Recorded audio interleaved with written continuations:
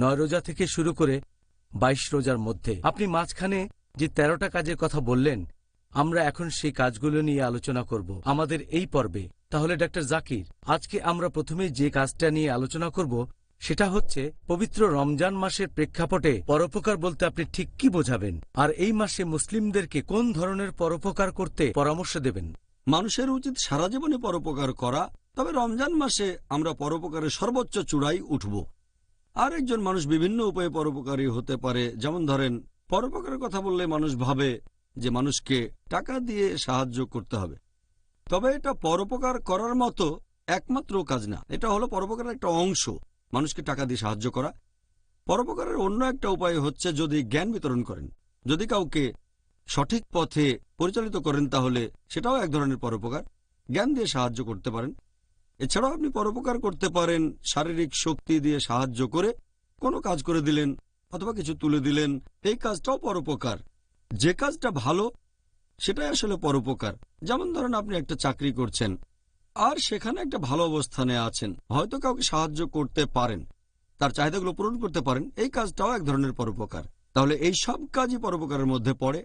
আর আমাদের নবী মোহাম্মদ সাল্লাল্লাহু সাল্লামের একটা হাদিস বলছে, এটার উল্লেখ আছে সহিহ বুখারীতে, খণ্ড নম্বর 1, এটা আছে বুক অব রেভেলেশনে, হাদিস নম্বর 5। এখানে বলা হয়েছে যে মোহাম্মদ সাল্লাল্লাহু সাল্লাম তিনি হলেন পৃথিবীর মধ্যে সবচেয়ে পরোপকারী। আর এই পবিত্র রমজান মাসে পরোপকারের সর্বোচ্চ চূড়ায় থাকবেন তিনি। ফেরেশতা জিবরাইল আলাইহিস সালাম রমজান মাসে নবীর কাছে আসতেন, তাকে কোরআন পড়ে শোনাতেন। আর বলা হয়েছে যে নবী মুহাম্মদ সাল্লাল্লাহু আলাইহি সাল্লাম তিনি প্রচণ্ড বেগে চলমান বাতাসের চেয়েও পরোপকারী বেশি, পরোপকারের সর্বোচ্চ চূড়ায়। এছাড়া নবী মুহাম্মদ সাল্লাল্লাহু আলাইহি সাল্লাম বলেছেন, এটার উল্লেখ আছে তিরমিজিতে, হাদিস নাম্বার 3233, সেখানে বলা হয়েছে যে বেহেশতে এমন কিছু ঘর থাকবে যেগুলোর ভেতরটা তোমরা বাইরে থেকে দেখতে পাবে আর ভেতর থেকে বাইরেটা দেখবে।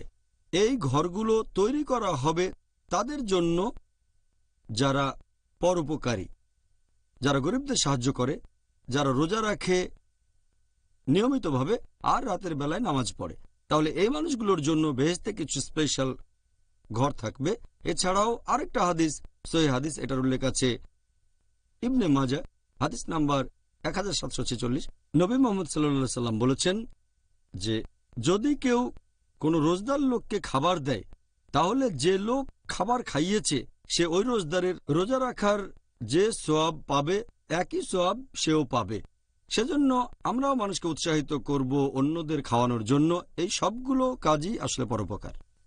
সুবহানাল্লাহ। আমি আল্লাহর কাছে দোয়া করছি আমরা যেন পরোপকারের দিক থেকে রাসূল সাল্লাল্লাহু আলাইহি সাল্লামের কাছাকাছি যেতে পারি, ইনশাআল্লাহ।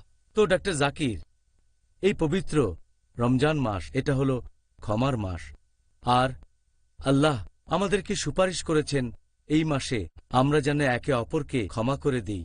আপনি কি এই ব্যাপারে বিস্তারিত বলবেন? রমজান হচ্ছে ক্ষমার মাস, আর এই মাসে আমরা আল্লাহ তাআলার কাছে ক্ষমা চাইব। আর আল্লাহ তাআলা আমাদের নির্দেশ দিয়েছেন যে আমরাও অন্যদের ক্ষমা করে দেব। পবিত্র কোরআনে এরকম অনেক আয়াত আছে যেখানে এই ব্যাপারে বিস্তারিত বলা হয়েছে। যেমন সূরা আলে ইমরান অধ্যায় 3 আয়াত 134, আল্লাহ তাআলা বলেছেন যে তোমরা ক্ষমা করো, আল্লাহ তাদের পছন্দ করেন যারা সৎ কাজ করে। তার মানে যারা ক্ষমা করে আল্লাহ তাদের পছন্দ করেন। পবিত্র কোরআনে সূরা আরফ অধ্যায় নম্বর 7 আয়াত 199, যে তোমরা ক্ষমা করো আর সৎ কাজের নির্দেশ দাও এবং তাদেরকে এড়িয়ে চলো যারা অজ্ঞ। এরপর আল্লাহ বলেছেন সূরা নূর অধ্যায় নম্বর 24 আয়াত নম্বর 22, আল্লাহ বলেছেন যে তোমরা ক্ষমা করো। তোমরা কি চাও না আল্লাহ তোমাদের ক্ষমা করুন? আল্লাহ তাআলা ক্ষমাশীল এবং পরম দয়ালু। পবিত্র কোরআনে সূরা তাগাবুন অধ্যায় নম্বর 64 আয়াত নম্বর 14, যে তোমাদের স্ত্রী এবং সন্তানদের মধ্যে কেউ কেউ আছে তোমাদের শত্রু, তবে তোমরা ভালো করবে যদি তাদের ক্ষমা করো, তাদের দোষ ত্রুটি উপেক্ষা করো এবং তাদের ক্ষমা করো। নিশ্চয়ই আল্লাহ ক্ষমাশীল এবং পরম দয়ালু। তাহলে আল্লাহ সুবহানাহু ওয়া তাআলা আমাদের মুসলিমদের সবাইকে উৎসাহিত করেছেন যে যতজন মানুষকে সম্ভব হয় তোমরা ক্ষমা করে দাও, আল্লাহ তোমাদের ক্ষমা করবেন। আর এই ক্ষমার ব্যাপারে নবীগণের জীবনী থেকে আমরা শ্রেষ্ঠ উদাহরণগুলো পাই। একটা হলো একজন নবী ইউসুফ আলাইহিস সালামের জীবনের ঘটনা। আমরা জানি যে ইউসুফ আলাইহিস সালাম তার 10 জন সৎ ভাই তার বিরুদ্ধে ষড়যন্ত্র করল, তাকে মেরে ফেলতে চাইল, কিন্তু আল্লাহ তাআলা তার জীবন বাঁচালেন। পরবর্তীতে তিনি হলেন মিশরের গভর্নর।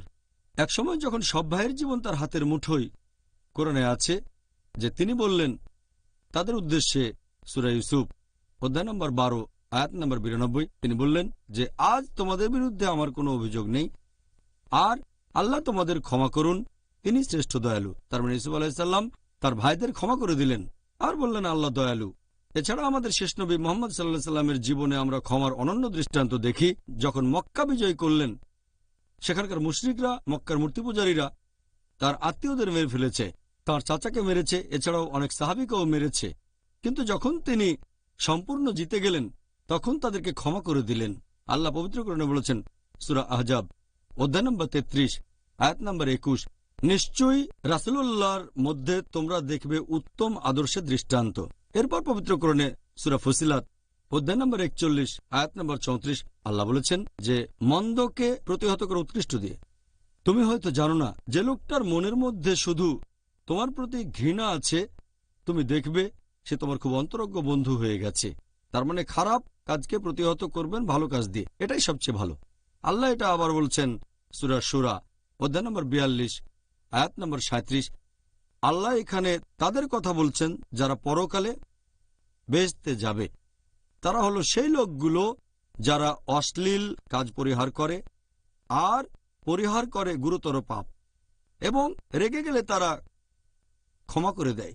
তাহলে পবিত্র কোরআনের বিভিন্ন আয়াতের মাধ্যমে আল্লাহ তাআলা মানুষ জাতিকে নির্দেশ দিচ্ছেন যে তোমরা অন্যদের ক্ষমা করে দেবে। জাযাকাল্লাহ খায়ের।